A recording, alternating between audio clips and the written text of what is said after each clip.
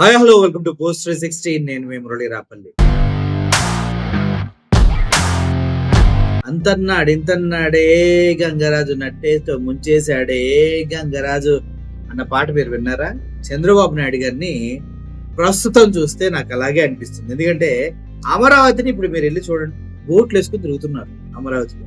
గతంలో నీళ్ళన్నీ తోడిపోయడానికి 12 నెలలు పట్టింది పాపం సచివాలయం పునాదుల్లో వాటి. మళ్ళీ ఏమైంది?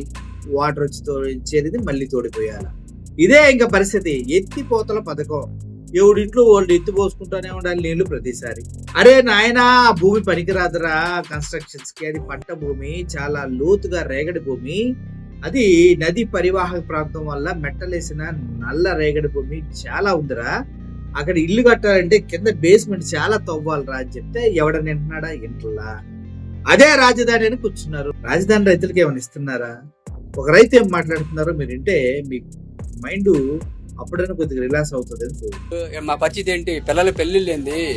ఏంది ఇచ్చారు మీరు భూమి? ఎకరన్నర ఇచ్చా. 11 సంవత్సరాలు అయిపోయింది. ఇప్పుడు దాకా ఏమి ఏడ కంప ఆడే ఉంది.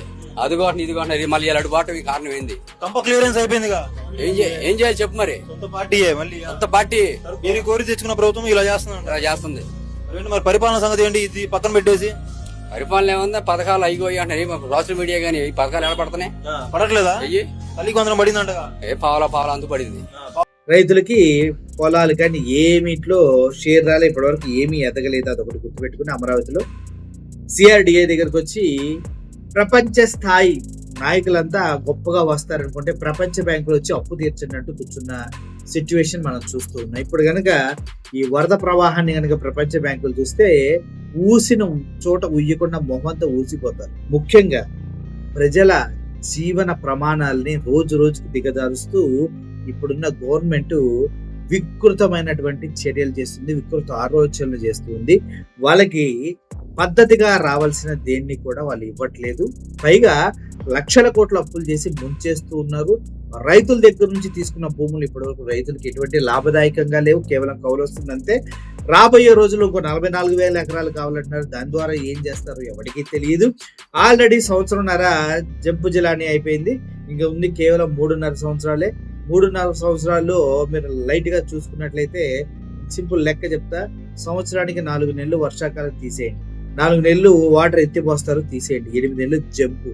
అంటే సంవత్సరానికి 8 నెలలు వాటర్ ఎత్తిపోతల పథకం కింద పోతే ఉన్న 360 రోజుల్లో సగానికి పైగా 200 రోజులు వాటర్లు ఎత్తిపోసుకుంటూ ఉంటారు.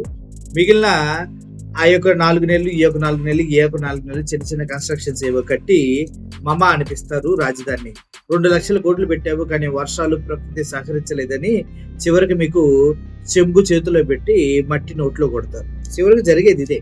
కాదు కూడదు అంటే దానికి సంబంధించిన గ్రోత్ కానీ దానికి జరుగుతున్న వర్క్ కానీ ఇప్పటి వరకు చంద్రబాబు నాయుడు గారు ఏమి కట్టకుండానే పోలవరం అయిపోయిందని దగ్గర 7 సంవత్సరాలకు పూర్వం జనాల్ని తండోపతండాలుగా ప్రభుత్వ బస్సుల్లో తరలించి పోలవరం ప్రాజెక్ట్ ని చూపించాడు. దానికోసం 5 కోట్లు 10 కోట్లు ఖర్చు పెట్టారు కూడా. మరి అమరావతిలో నిజంగా డెవలప్ జరుగుతుంటే 2 లక్షల కోట్ల వర్త్ ఆఫ్ కన్స్ట్రక్షన్స్ జరుగుతూ ఉంటే జనానికి చూపించడా అంటే చూపిస్తాడు, కానీ ఏం జరగట్లేదు కాబట్టి ఎవరికి ఏం చూపించట్లేదు. చాలా మంది యూట్యూబర్స్ కూడా అమరావతి వెళ్ళి సచివాలయం పునాదుల్లో వాటర్ ఇంకా అక్కడ అలాగే ఉంది. గత 7 సంవత్సరాల క్రితం మేము చూసినప్పుడు ఎలా అయితే వాటర్ ఉందో ఇప్పుడు కూడా అలాగే వాటర్ ఉంది అంటూ వీడియోలు చేస్తున్నారు. మళ్ళీ ఇప్పుడు వర్షాకాలం వచ్చింది, ఇప్పుడు అమరావతిలో ఉన్నటువంటి వాటర్ చూస్తే బోట్లు వేసుకొని తిరుగుతున్నారు. ఒకసారి చూడండి.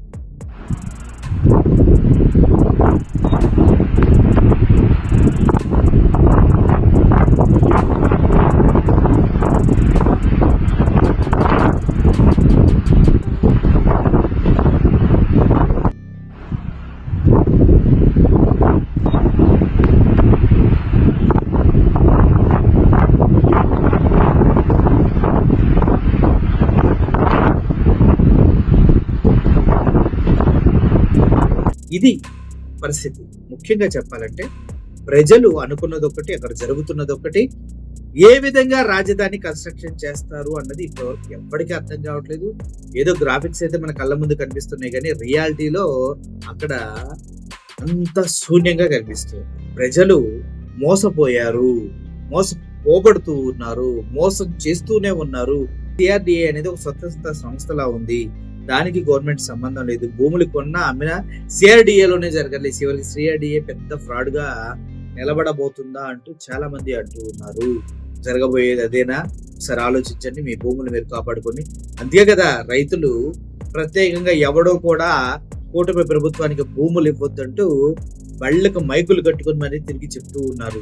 రైతులకి మీటింగ్ పెడితే లోకల్ గా ఉన్న ఎమ్మెల్యే ఎవడన్నా వస్తే తరిమి కొడుతున్న భూములు ఇచ్చే ప్రసక్తే లేదని.